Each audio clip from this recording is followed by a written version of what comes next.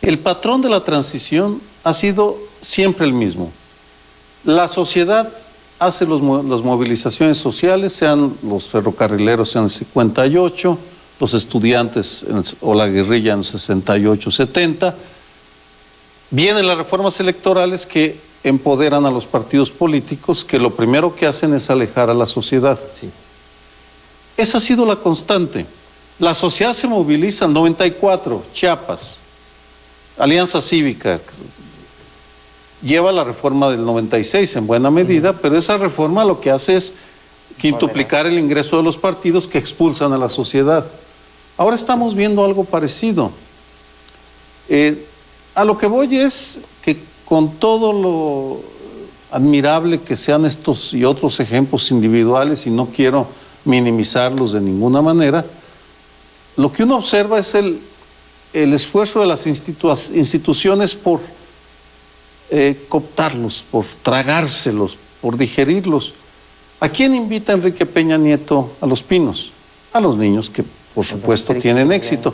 ¿Cómo va a caer?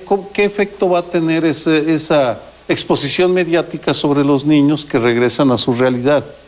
Eso no importa. Lo que importa, como aquel niño de veracruzano al que Fidel Herrera le manda hacer una estatua ya abandonada, un niño que sobrevive a la epidemia aquella H1N1. H1, que pues ya estoy como el Bester, que, sí, no sé, que no va a poder pronunciar, H1N1. En otras palabras, yo creo que sí necesitamos una reforma de las instituciones en el sentido de acercarse a la sociedad y preocuparse por lo que está pasando para no solo crear historias individuales de éxito, sino construir capital social. ¿Qué pasaría si en vez de tener en la Secretaría de Educación a quienes hemos tenido, y no me refiero nada más al de ahora, sino en los últimos, tuviéramos agentes como a estos dos Sergios, realmente comprometidos?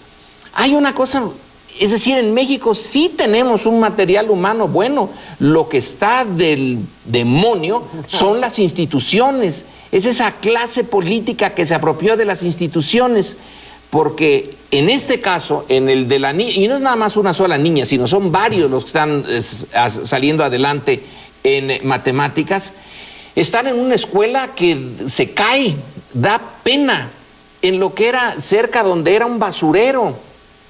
Y los niños triquis, pues descalzos, juegan muy bien el básquetbol. Entonces, esto nada más por la existencia de esos niños y de esos maestros, contrasta con la clase política y quienes tienen en sus manos formalmente la educación. Es decir, los mediocres están al frente y los buenos están aislados.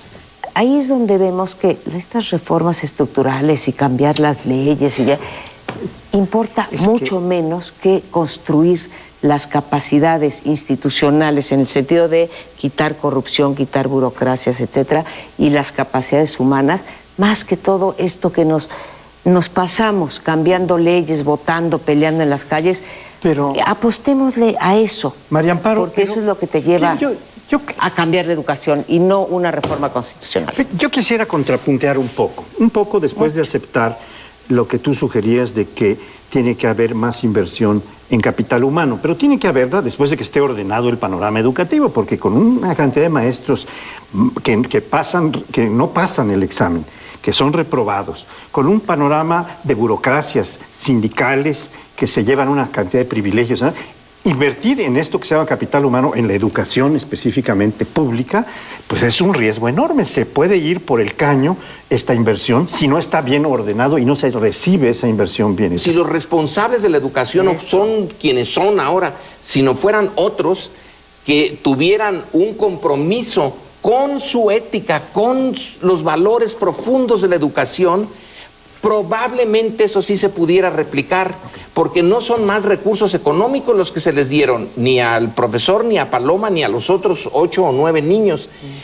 Los triquis lo hicieron con muy poco dinero. Yo no he leído suficiente sobre las niñas de basquetbolistas, no sé si ellas sí tuvieron o no tuvieron dinero o recursos, pero en este caso, esos dos profesores realmente lo hicieron en esa comunidad.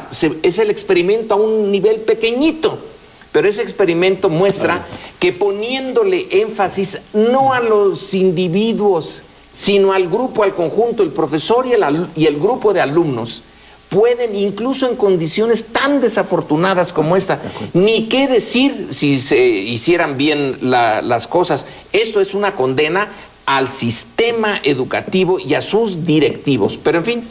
El movimiento de derechos humanos nace de la sociedad. Y menciono solo algunos nombres: don José Álvarez y Casa, Rosario Ibarra de Piedra, Mariclera Acosta, Héctor Cuadra, Rodolfo Stavenhagen. Son algunos de los muchos nombres de gentes que en todo el país se empujaron. Pero llega Carlos Salinas y se lo apropia el movimiento y crea la Comisión Nacional de los Derechos Humanos, y a partir de ese momento las instituciones se dedicaron,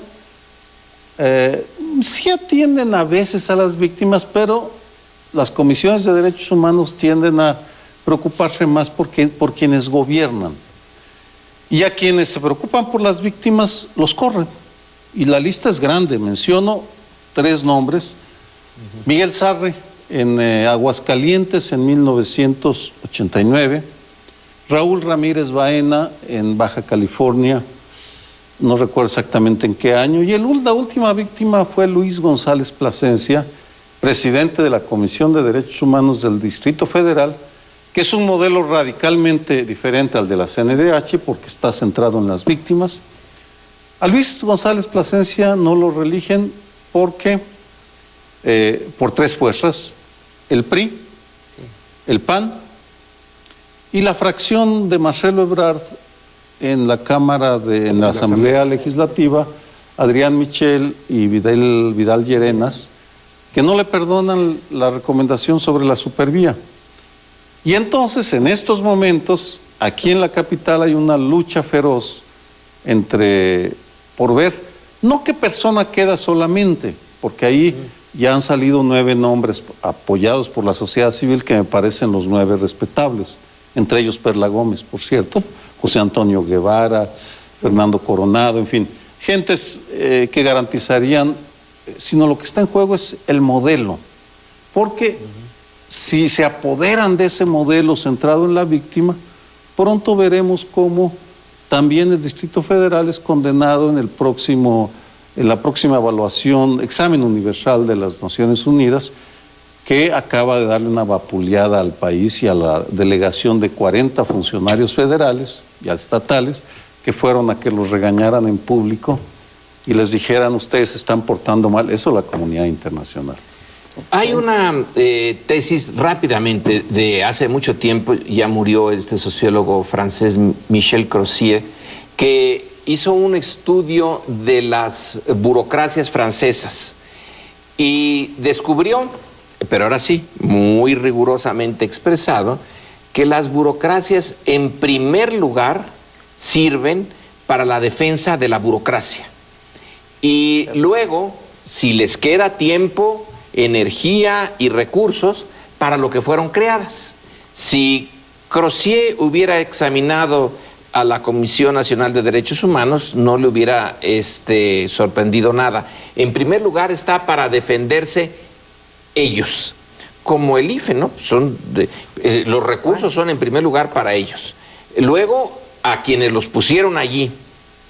Y luego, ya si queda tiempo, bueno, pues en el caso de los derechos humanos a las víctimas, y en el caso del IFE si queda tiempo a los votantes. Pero la lógica brutal de las burocracias, en este caso, se exacerba, es extremo. Si todas las burocracias tienen males, las nuestras parecen ser casi colección de males y muy pocos bienes.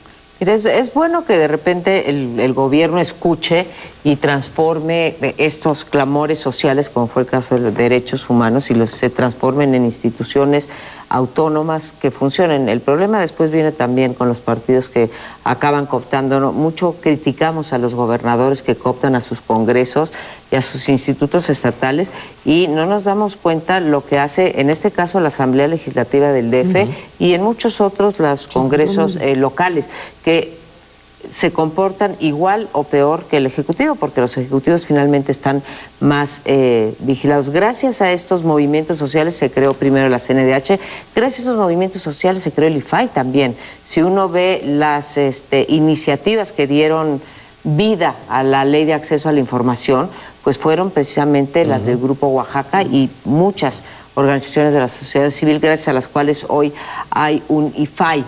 Ahora, lo que dice es, Lorenzo, es una verdad de aquí. Lo primero que cuidan son sus burocracias, y si no, volteemos a ver la noticia del viernes y sábado pasado, en donde precisamente que el Instituto Nacional de Migración, el 70% de la lana se va nada más para la burocracia. Que es inadmisible. Lo mismo debe de pasar, no lo han calculado, para la CNDH, para el IFE, etcétera, que no atiende a los electores, no atiende, etcétera, ¿no? Pero aquí hay una gran responsabilidad, Sergio, de los 3 partidos políticos que se unen en la Asamblea para la no reelección y para cuotear otra vez con los puestos públicos. Claro, aquí estamos hablando del presidente de la Comisión de Derechos del DF, pero después vienen los secretarios técnicos, etcétera, y el intercambio. ¿Cuándo vamos a acabar con ese cuoteo partidario que lo único que ha hecho es darle la fuerza, la posibilidad a la Asamblea o a 2 diputados, como decías, que porque se quedaron ardidos por una recomendación, pues ahora le bloquean el paso a un personaje que tenía todo el derecho. Yo quisiera irme un poquito más atrás de lo que planteaba Sergio, que refería a los pioneros de la lucha en México por los derechos humanos, a don Pepe Álvarez y Casa y a todos estos que él mencionó. La verdad es que esta lucha de los derechos humanos es una lucha que se da en la filosofía jurídica desde mucho tiempo atrás, entre el positivismo y los sostenedores del justnaturalismo, que son los sostenedores originales de los derechos humanos.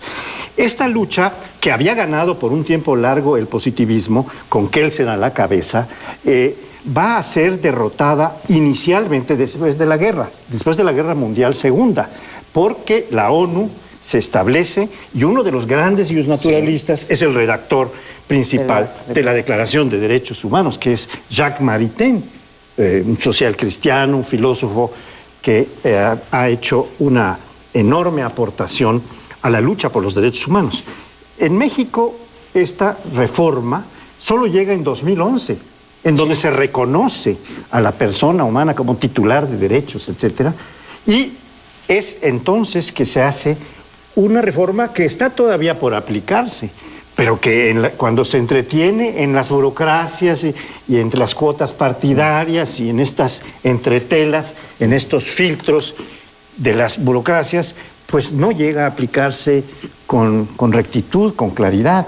Y los derechos humanos, que los neoconstitucionalistas, que son parte de un positivismo renovado, dejan entrar cuando dicen, cuando los derechos humanos se incluyen en la Constitución, en el sistema jurídico, entonces se vuelven derechos fundamentales. Y entonces crean esta figura de derechos fundamentales, pero la verdad es que los derechos humanos vienen siendo peleados desde mucho tiempo atrás por el justnaturalismo tradicional. Me permito... De Santo Tomás en adelante, o de Aristóteles en adelante. Tienes toda la razón, y a riesgo de decir una barbaridad porque no soy abogado, quisiera aclarar el sentido para el auditorio de justnaturalista, porque es fundamental. En el caso de los derechos humanos, el justnaturalismo lo que dice es, por el simple hecho de existir ya se tienen derechos. Basta con existir, con ser persona para tener derechos. Mientras que otras escuelas decían, hay derechos en tanto aparecen en las leyes. Que los reconoce el Estado. Bueno, que los reconoce el Estado, que aparecen en las leyes. La distinción no es menor, porque aquí tiene que ver, estamos entre lo justo y lo legal. Puede haber leyes injustas.